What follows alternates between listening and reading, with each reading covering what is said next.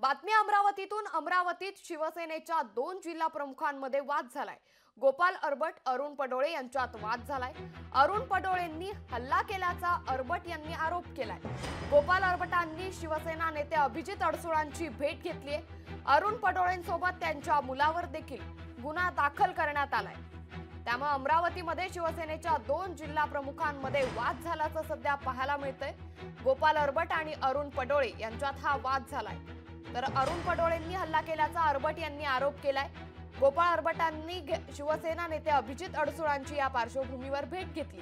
तर अरुण पडोळेंसह त्यांच्या मुलावर आता गुन्हा दाखल करण्यात आलाय. काल अरुण पडोळेचा मला रात्री 1:30 वाजता फोन आला की बाबा माझा मुलगा तुला खूप शिवीगाळ वगैरे केली, तर मी त्याला माफी मागायला इथं आणलेला आहे. 5 मिनिटासाठी तू रोडवर ये.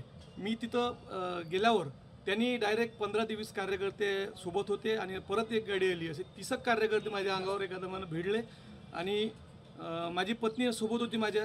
तिलाही लोटपाट केलं. कपडे वाढले. रोडच्या बाजूला 3-4 लोकांनी लोटपाट करून घासट घेऊन चालले होते. शिवसेनेचं काम महिलांना वाचवण्याचं आहे, पण या जिल्हा प्रमुखाला शिवसेनेची व्याख्याच माहीत नाही. त्यामुळे हा असे कामं करतो. याचे 2 नंबरचे धंदे चालावे याकरता यानं पद घेतलेलं आहे. यानंतर जर आता शिवसैनिकांच्या किंवा माझ्या परिवाराच्या ह्या आजूबाजूला जरी आला तर याला आमचे शिवसैनिक माफ करणार नाही. काल अरुण पडोळेचा मला रात्री 1:30 वाजता फोन आला की बाबा